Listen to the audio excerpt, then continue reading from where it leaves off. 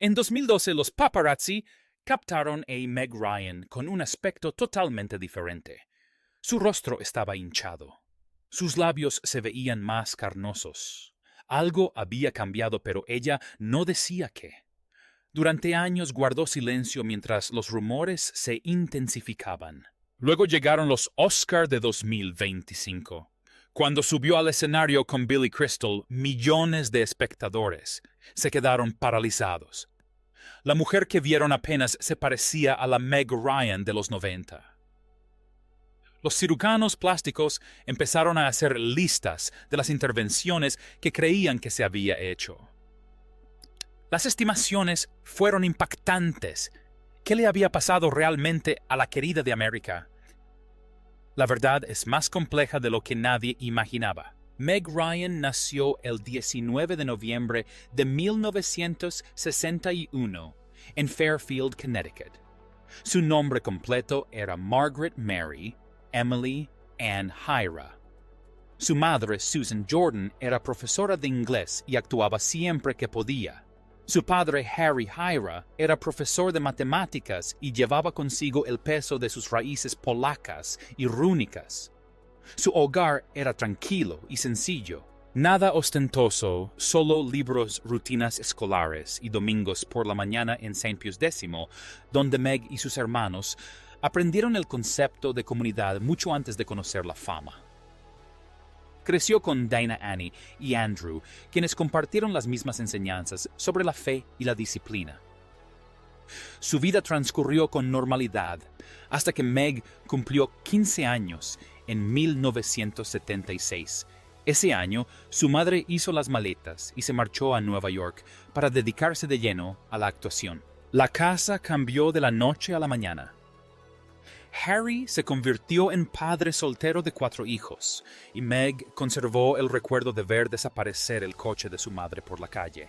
Ha hablado de ese momento solo a retazos, pero el silencio en su voz lo dice todo. Cuando su madre se fue, algo se rompió dentro de ella.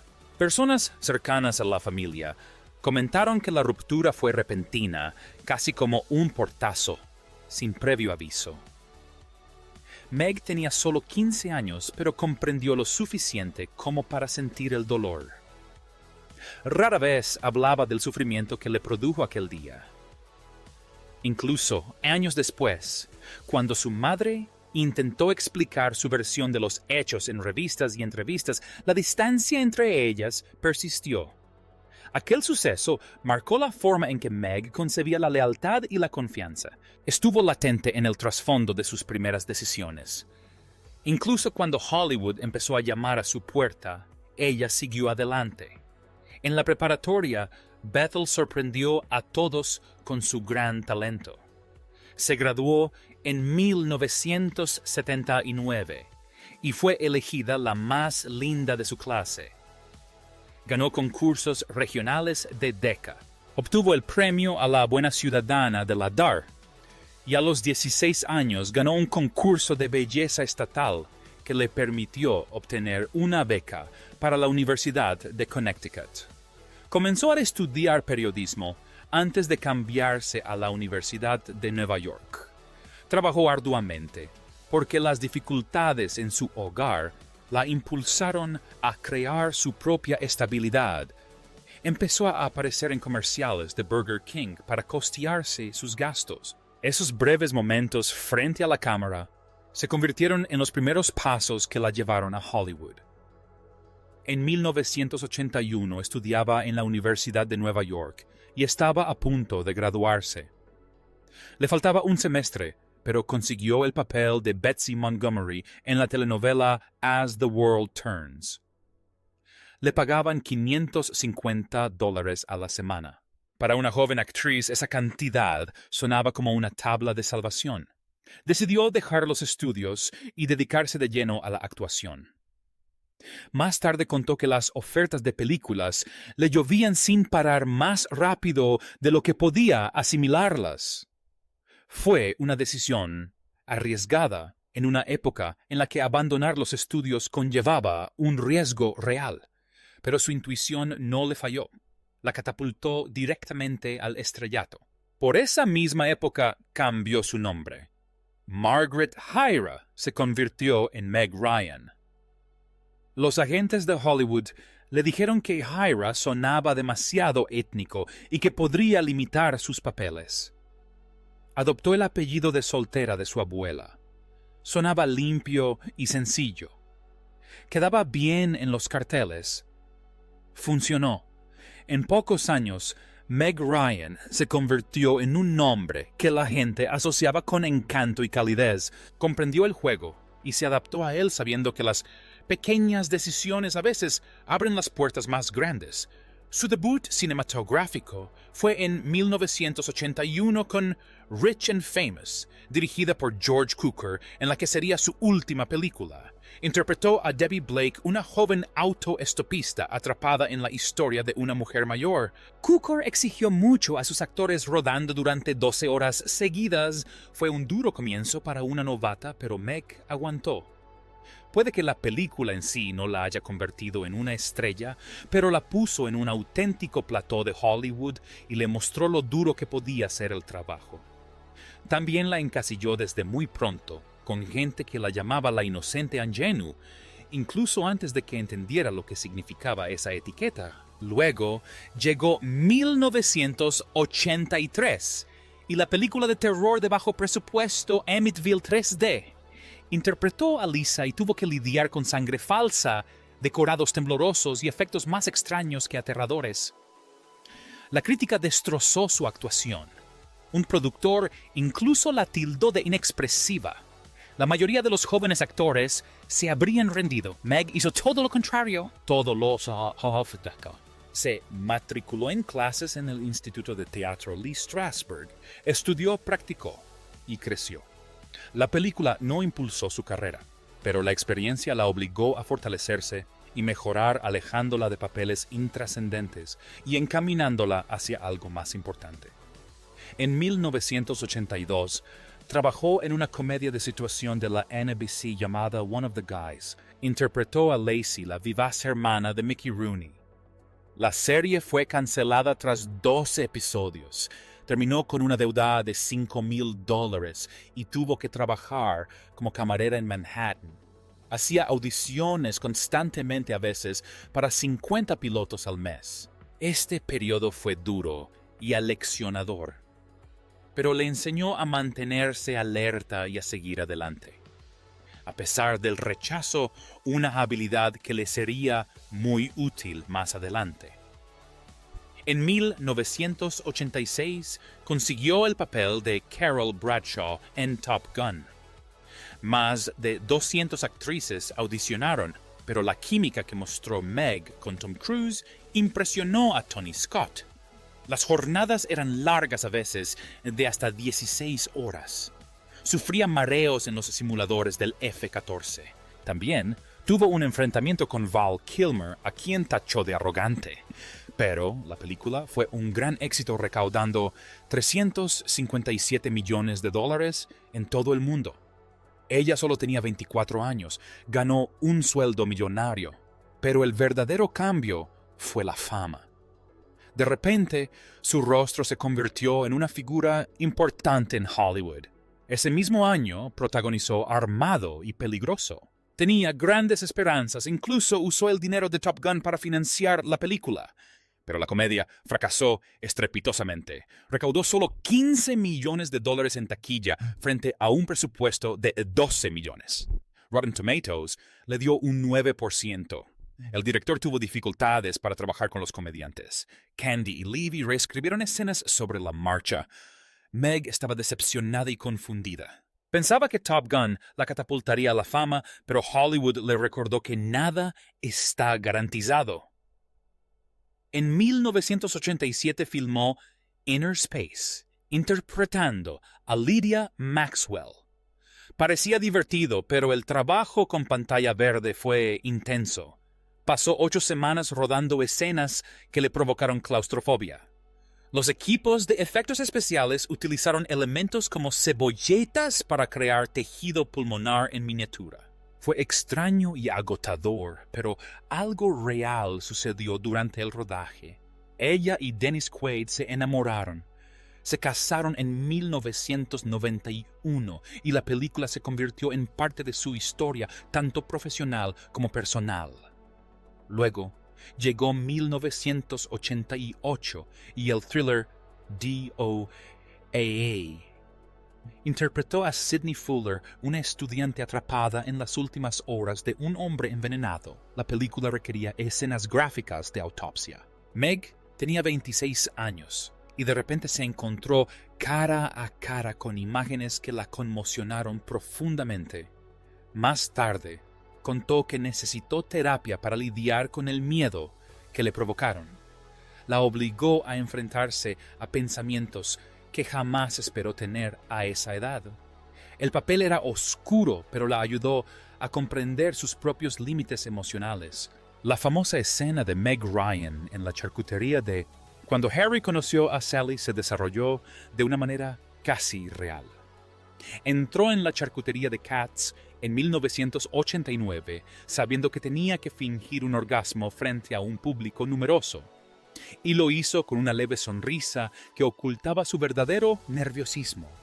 La mesa donde se sentó ahora tiene una placa y la gente sigue yendo solo para sentarse donde una vez fingió perder el control. La idea surgió de la esposa del director y Ryan lo intentó en una sola toma, pero Rob Reiner le pedía que lo repitiera. El público era real. La tensión era real.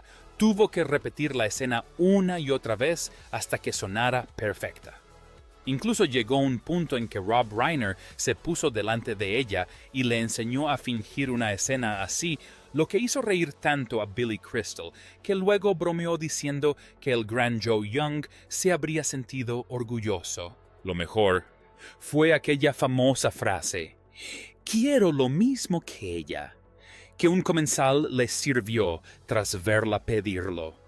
La película recaudó $92 millones y Ryan ganó unos 15 millones en regalías. Ese momento se convirtió en una de las escenas más importantes de su carrera y la persiguió a todas partes. Su capacidad de improvisación se mantuvo durante el resto del rodaje. Creó casi el 40% de las líneas nerviosas de Sally sobre la marcha basándose en su propia vida tras su divorcio. Esto hizo que su personaje pareciera real, pero también le causó problemas.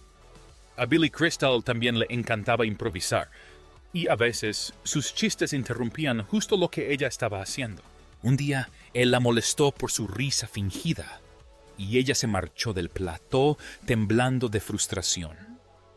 El rodaje casi se detuvo durante un día entero, hasta que Rob Reiner intervino y los calmó a ambos. Aún así, esos pequeños estallidos de emoción pura fueron clave para el encanto de la película. Mantuvieron todo relajado, divertido y vibrante. Esos momentos contribuyeron a dar forma a la película y a convertir a Ryan en una verdadera estrella de la comedia romántica. Justo después llegó Joe vs. The Volcano en 1990. Trabajó junto a Tom Hanks bajo el intenso calor de Hawái. Las jornadas eran largas y a menudo se extendían hasta las 14 horas. Interpretó 3 papeles diferentes alternando entre Didi D'Angelica y Patricia mientras intentaba mantener el equilibrio entre cada uno en su mente. Hanks admitió más tarde que su energía a veces era tan fuerte que parecía eclipsarlo. Su química se mantuvo cálida en pantalla, pero tras bambalinas todos sentían la presión. Ryan quería que cada papel se sintiera real, y esa intensidad a veces se reflejaba en sus escenas con Hanks. Aún así, su trabajo demostró su amplio registro interpretativo y le abrió las puertas a papeles más importantes y profundos. Luego, en 1991, llegó algo completamente diferente. Oliver Stone la eligió para interpretar a Pamela Courson en The Doors, y ella quería comprender el mundo en el que vivía Jim Morrison. Se volcó en la investigación, incluso participando en sesiones supervisadas de LSD para ver cómo la mente se alteraba bajo esa influencia. Su agente entró en pánico, temiendo que esto arruinara su imagen. La película estaba repleta de escenas de drogas, caos y emociones intensas. Ryan intentó estar a la altura de la oscuridad del papel, pero le pasó factura. A la crítica no le gustó su actuación. Sin embargo, en la industria se respetaba discretamente el riesgo que había asumido. Demostró que estaba dispuesta a entrar en una habitación, incluso sin saber qué le esperaba. A mediados de la década de 1990, dio un nuevo giro esta vez hacia la animación. Cuando prestó su voz a Anastasia para la película de 1997, dedicó unas 200 horas a grabar diálogos y canciones, a pesar de no haber entrenado nunca su voz para un trabajo de ese tipo. Trabajó entre 1995 y 1996 y la historia la afectó profundamente. La ejecución de la familia Romanov la atormentaba en sus sueños. Se sentía muy cercana a Anastasia y mientras grababa los momentos de terror, y esa emoción la acompañaba a casa después de cada sesión. Su interpretación aportó calidez al personaje y contribuyó a que la película se convirtiera en un clásico, pero detrás de la voz se escondía una mujer que sufría de insomnio a causa de la tristeza que la consumía. Justo después, alcanzó la cima de su estrellato. En 1993, protagonizó El corazón de algo para recordar una película que recaudó más de $227 millones en todo el mundo. Solo en su primer fin de semana, recaudó $17 millones. Su dulce voz y su discreto encanto cautivaron a todos. En aquel entonces, se convirtió en la actriz mejor pagada de Hollywood, ganando alrededor de $20 millones por película.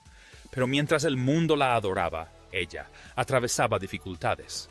Los paparazzi la persiguieron sin descanso, y la presión le oprimía el pecho hasta que sentía que el pánico le subía por la garganta. Ocultó la mayor parte de esto al público, pero el miedo la acompañó durante el rodaje, la promoción y los viajes. A pesar de todo ese caos, la película la convirtió en la favorita de Estados Unidos y la consagró como una figura clave en el mundo de la comedia romántica. Hubo un momento en Sleepless in Seattle que demostró hasta dónde estaba dispuesta a llegar. El gran final tuvo lugar en el Empire State Building. Quería que sus pasos parecieran reales, así que realizó la mayoría de sus propias acrobacias. La lluvia era helada. Resbaló mientras corría y se dislocó el hombro en el piso 102. El dolor era tan intenso que la hizo jadear, pero siguió intentando terminar la escena. Más tarde necesitó cirugía y tuvo que usar un cabestrillo durante la gira de prensa de 1994 para su siguiente película IQ. La escena se filmó en una réplica en Seattle porque los dueños del edificio original se negaron a darle acceso completo, pero la lesión de Ryan dejó a todos atónitos. Aún así, terminó la gira como si nada hubiera pasado. Luego llegó When a Man Loves a Woman en 1994. Interpretó a Alice Green, una mujer sumida en el alcoholismo, y se preparó asistiendo durante meses a reuniones reales de alcohólicos anónimos. Escuchó historias de familias desestructuradas y de lenta recuperación. Algunas de ellas la conmovieron profundamente, ya que ella también provenía de una familia con antecedentes de alcoholismo. El peso del papel la marcó profundamente. Durante el rodaje sufrió un susto por una posible recaída, lo que demostró lo profundamente inmersa que estaba en el personaje. Su interpretación le valió una nominación al Globo de Oro y contribuyó a que el público comprendiera la adicción de una manera más humana. En 1998, volvió a trabajar junto a Tom Hanks en Tienes un email. Querían que el romance se sintiera tierno y natural. Así que intercambiaron correos electrónicos divertidos durante 6 meses antes de que comenzara el rodaje. Funcionó. La química en pantalla era natural. La película recaudó $250 millones en todo el mundo y la consagró como la reina de la comedia romántica. Sin embargo, bajo la superficie había fisuras. Ryan tuvo roces con Parker Posey, cuya energía desbordante hacía que las escenas resultaran incómodas. La tensión fue en aumento hasta casi desembocar en una pelea física. Ryan pidió que se modificara el guión porque se sentía personalmente atacada por algunos diálogos. Fue un rodaje duro, pero cuando la película finalmente llegó a la pantalla, la ternura entre Hanks y Ryan hizo que todos los problemas se desvanecieran. Casi al mismo tiempo, en 1998, participó en Ciudad de Ángeles. El papel requería largas escenas de llanto y las repitió una y otra vez, a veces más de 50 veces. Pasó semanas lidiando con el dolor como si lo llevara sobre sus hombros. La escena final de la muerte se filmó en Old Mill Road, en Crest Lane, California, y le exigió una ternura que la hacía temblar después de cada toma. Los fans vieron una nueva faceta de ella. Vieron a una mujer capaz de alejarse de la comedia y enfrentarse al dolor sin perder el control.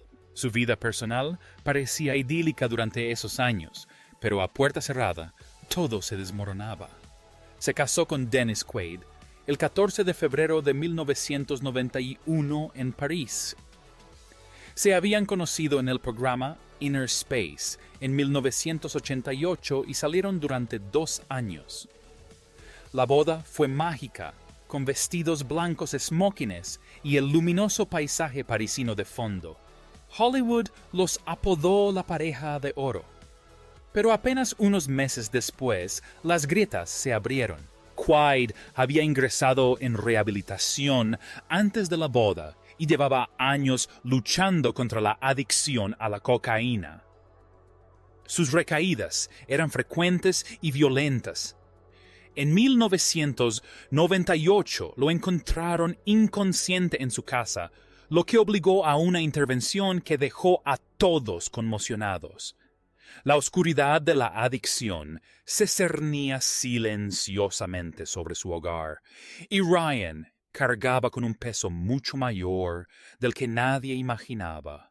El 24 de abril de 1992 dio a luz a su hijo Jack Henry. El parto duró 28 horas y terminó con una cesárea de emergencia. Jack pesó 4 kilogramos, lo que dificultó aún más el alumbramiento. Brian admitió más tarde que el cambio de ganar $15 millones por película a las noches de insomnio y un bebé recién nacido la dejaron abrumada. Ocultó gran parte de su depresión posparto al público, pero la terapia la ayudó más tarde a sincerarse sobre lo cerca que estuvo de derrumbarse. Su honestidad animó posteriormente a otras mujeres a hablar de sus propias dificultades. El matrimonio continuó deteriorándose. En 1993 descubrió la infidelidad de Quaid. En 1996 encontró recibos de hotel que demostraban una aventura con una instructora de yoga de Santa Mónica. Posteriormente, acudió a terapia. Quaid confesó haber tenido 12 encuentros sexuales de una sola noche durante el rodaje de Sleepless in Seattle. Ryan se sintió utilizada y traicionada. La confianza entre ellos se debilitó y se volvió frágil. En 1995 adoptó una dieta vegana en busca de salud y paz. Quaid ingresó de nuevo en rehabilitación. Las fiestas se volvieron tensas y difíciles. El Día de Acción de Gracias de 1997 fue la gota que colmó el vaso. Quaid recayó y en un arrebato de ira destrozó un jarrón de $50,000 que Tom Hanks les había regalado. Ryan ocultó el incidente a la prensa para proteger a Jack, pero el daño en el matrimonio se hizo más profundo. En el año 2000 finalmente solicitó la separación. Descubrió que las infidelidades de Quaid se extendieron durante casi 8 de los 10 años que estuvieron juntos. En sus diarios escribió que la traición la había devastado. La batalla por la custodia fue intensa. Finalmente, obtuvo la custodia principal y una pensión alimenticia mensual de $10,000. Su divorcio terminó en 2001 poniendo fin a su historia de amor pública. A partir de entonces, se centró en Jack y reconstruyó su vida poco a poco. Con el tiempo encontró una fortaleza interior y decidió seguir adelante sin buscar protagonismo solo ella misma. Meg Ryan llegó al set de Prueba de Vida a mediados de 1999 cargando con un peso enorme sobre sus hombros. Interpretó a Alice Bowman, una mujer secuestrada en un mundo tenso a cada paso. Russell Crowe interpretaba al hombre que intentaba rescatarla, y la química entre ellos era palpable en pantalla. Pronto esa química también trascendió la pantalla. Un romance discreto comenzó mientras ella aún estaba casada con Dennis Quaid. Crowe le envió un pendiente de diamantes de $5,000 como regalo secreto. Los paparazzi la captaron en junio de 2000 y los tabloides difundieron las fotos por todas partes. Luego, en octubre de 2000, se estrenaron los tráileres y el mundo empezó a murmurar. Quaid declaró públicamente en entrevistas que Ryan era la otra mujer, como si él mismo se hubiera convertido en la víctima. El rumor se extendió rápidamente. La película recaudó solo $63 millones en taquilla y no alcanzó su presupuesto original. Esa relación de 9 meses tuvo lugar cuando ambos actores atravesaban momentos delicados en sus vidas. Más tarde, Ryan declaró que todo surgió de una debilidad emocional que se había ido gestando en su interior mucho antes de que comenzara el rodaje. A principios de 2001, Russell le dio una sorpresa. Le propuso matrimonio en Sydney con un anillo de diamantes de 10 quilates durante un viaje íntimo que se sintió como un secreto. Los amigos lo sabían, los medios lo sabían. La pareja nunca anunció nada, pero el anillo hablaba por sí solo. Entonces todo se desmoronó. Discutieron y el detonante fue la envidia de Crowe por su antigua relación con Tom Cruise de Top Gun. Tras esa discusión, Ryan regresó solo a Nueva York. En aquel viaje se prometió a sí misma que jamás volvería a tener un romance con un compañero de reparto. La relación de 9 meses terminó ahí, dejando tras de sí un rastro de emociones encontradas y un daño que afectó tanto a su vida personal como profesional. La opinión pública no tardó en reaccionar. El National Enquirer publicó artículos que retrataban a Crowe como una persona violenta. Ryan rebatió las acusaciones en una entrevista con Vanity Fair en 2001 y reveló que Quaid le había sido infiel mucho antes de conocer a Crowe. Dio un giro a la historia, pero muchos prefirieron no escucharla. Miramax canceló un contrato de $12 millones para una comedia romántica porque los ejecutivos creían que su imagen de chica dulce se había desvanecido. Los jefes del estudio sentían que el escándalo había arruinado la imagen de chica buena que la había hecho famosa. Ryan se alejó de la vida pública por un tiempo. Empezó terapia. Se quedó sola en Malibú. Intentó asimilar el fracaso de su matrimonio, su carrera y la pérdida de la confianza de su público. Este fue el inicio de un largo declive que la alejó del centro de Hollywood. Durante todo este tiempo, se estrenó Hanging Up en el año 2000. Protagonizó la película junto a Diane Keaton y Lisa Kudrow, pero el filme fracasó en taquilla, recaudando tan solo $51 millones, con un presupuesto de $60 millones. Según fuentes internas, llegó tarde más de 15 veces, debido a las disputas por la custodia de sus hijos con Quaid. Esa reputación le costó un papel en la película biográfica de Jane Austen, que antes tenía prácticamente asegurado. Tras su estreno, la película cayó del top 10 en Estados Unidos en su tercera semana. Los críticos la calificaron de insípida y consideraron que su actuación era distraída. Fue entonces cuando Hollywood empezó a tacharla de problemática. Luego llegó Katie Leopold en 2001 con Hugh Jackman. Recaudó solo $47 millones en todo el mundo. Tras bambalinas, luchaba contra el agotamiento provocado por el divorcio y las últimas consecuencias del escándalo de El Cuervo. El director James Mangold añadió escenas de terapia al guión para ayudarla a sobrellevar la situación, ya que su dolor se reflejaba en cada toma. Esas escenas no existían en el guión original, pero le dieron espacio para respirar. Aún así, la floja recaudación en taquilla confirmó lo que los estudios ya temían.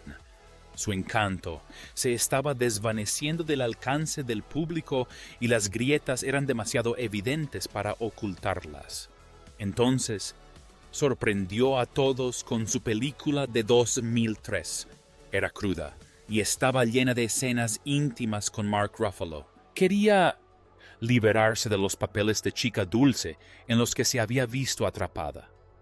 Su agente le rogó que no lo hiciera y le advirtió que arruinaría para siempre su imagen de actriz de comedias románticas. Aún así, lo hizo. La reacción fue dura. Los críticos le preguntaron por qué se desnudaría. Los presentadores de programas de entrevistas cuestionaron su lealtad a sus fans. La película perdió $74 millones y su posición en el cine comercial se deterioró aún más. Hollywood solo la quería como la niña mimada de Estados Unidos. Nunca le permitieron desarrollarse. En 2004 se enfrentó a una dura prueba. Entrenó con boxeadores profesionales y terminó con 2 costillas rotas que intentó ocultar. MGM retrasó el estreno de la película 2 años porque su nombre se había vuelto problemático para los equipos de marketing. Le habían prometido 15 millones por el proyecto, pero la larga demora la obligó a aceptar solo 4 millones. Los críticos la consideraron un error de casting y dijeron que la historia resultaba trillada. Más tarde, admitió que toda la experiencia la agotó y profundizó su sentimiento de aislamiento de la industria que una vez lideró.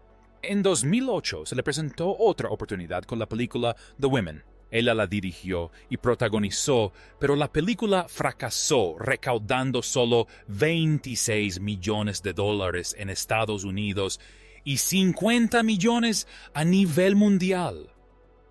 Hubo fuertes discusiones tras bambalinas con Diane Keaton por los recortes del guión. El ambiente se volvió tenso. Tras su estreno, la película recibió críticas demoledoras. Poco después, en 2009, Ryan se retiró de la actuación porque necesitaba alejarse del ruido y los fracasos. De 2010 a 2014, vivió tranquilamente en Nueva York y se dedicó a criar a Jack Quaid. Rechazó casi 20 guiones de comedias románticas. Protegió a Jack del mundo del espectáculo y lo impulsó hacia una vida normal mientras él exploraba su propio camino. Apareció en Adventureland en 2009 y luego se unió a la Escuela de Artes Tisch. Permaneció allí 3 años antes de dejarla para dedicarse a la actuación a tiempo completo. Durante esos años, Ryan rara vez se dejó ver en público. Mantuvo su vida privada y se centró únicamente en su hijo, construyendo una vida que se sentía diferente a la anterior. Luego, en 2012, aparecieron fotos de paparazzi que la mostraban con el rostro hinchado. Los rumores inundaron Internet al instante. La gente decía que sus labios se veían más carnosos y que sus rasgos habían cambiado. Se negó a confirmar nada, se negó a negar nada. El silencio solo avivó el debate. Algunos decían que era la edad, otros decían que había ocurrido otra cosa. Aquellas fotos se convirtieron en parte de su imagen pública y los rumores la persiguieron a todas partes. En 2015 probó algo nuevo. y debutó como directora con Ítaca. Ella financió el 30% del presupuesto de $5 millones porque los estudios se negaron a apoyarlo. El rodaje duró solo 25 días en Virginia. Tom Hanks participó con un cameo. Las críticas fueron variadas, pero la película le dio un nuevo sentido de propósito detrás de la cámara. Ese mismo año apareció en Fangirl, una pequeña película independiente que se estrenó en el Festival de Cine de Los Ángeles en junio de 2015. Nunca tuvo un estreno en cines a gran escala, lo que mermó sus esperanzas de reconectar con un público más amplio. Posteriormente estudió dirección en Sundance Labs y se alejó aún más de la antigua imagen que la había definido. Su vida personal siguió siendo turbulenta. Su relación con John Mellencamp fue intermitente desde 2010 hasta 2019. Sus episodios bipolares generaron tensión, y en 2014 él terminó la relación por correo electrónico. Poco después apareció con una mujer 23 años menor. Ryan describió esos años como emocionalmente agotadores en documentos judiciales confidenciales. Se comprometieron en 2018, pero se separaron definitivamente en octubre de 2019. Luego, Jack consiguió un papel en The Boys en 2019. Ryan lo ayudó discretamente a grabar su audición para 2021, pero lo hizo sin mencionar su nombre. Quería que él tuviera su propia identidad. En 2016, él había sufrido comentarios crueles sobre su apariencia, pero ella lo apoyó y lo guió durante ese difícil momento. Su relación se fortaleció. Ella lo apoyó en silencio y él la defendió abiertamente. Luego, en 2023, ella regresó a la escena pública con la película What Happens Later. Costó $2 millones producirla y ella la dirigió y protagonizó. Se estrenó el 3 de noviembre de 2023 y recaudó $3 millones en todo el mundo con 1 millón en su primer fin de semana en 1,492 salas. A algunos críticos les gustó su actuación, a otros no. Aún así demostró que estaba dispuesta a intentarlo de nuevo. 2 años después, subió al escenario de los Oscar de 2025 con Billy Crystal para presentar el premio a la mejor película. Los espectadores se quedaron paralizados al verla. Su rostro desató una avalancha de memes. La gente notó una piel más firme, labios más suaves y ojos más delicados. El Dr. Samuel Gulpanian, cirujano plástico de Beverly Hills, afirmó que la transformación comenzó entre 2006 y 2011 y mencionó posibles mini-lifting faciales, levantamiento de cejas y rellenos. Para 2025, muchos creían que había gastado más de $100,000 en procedimientos estéticos. Otros la defendieron, argumentando que la industria la había presionado durante décadas. Finalmente, ella habló. En 2025 participó en un podcast donde habló sobre la dismorfia corporal. Desestimó los rumores de cirugía como mezquindad estúpida. También reveló lo mucho que la habían afectado la infidelidad y el divorcio. Admitió que en un momento dado pensó en abandonar Hollywood por completo debido a la humillación. Dijo sentirse saboteada y emocionalmente destrozada. Su sinceridad caló hondo en muchos oyentes. En 2024 fundó su propia productora. Uno de sus primeros proyectos se centró en su divorcio de Quaid y la batalla por la custodia que le costó más de $2 millones en 2001. Mantuvo a Jack al margen del proyecto para protegerlo de viejas heridas. Las historias que planeaba contar surgieron del dolor real y dieron voz a mujeres que habían sido ignoradas. Se convirtieron en parte de su nueva etapa detrás de la cámara. Ahora, a los 63 años, dice que está evolucionando hacia la autenticidad. La gente nota su nueva imagen que llama la atención. Afirma que está dejando atrás su antigua imagen. También anunció una serie de Netflix sobre escándalos clásicos de Hollywood. Su lanzamiento está previsto para finales de 2025, con ella como narradora y productora ejecutiva. Su objetivo es revelar las historias que vivió en el pasado, relatos llenos de secretos, presión y la fama en su faceta más oscura.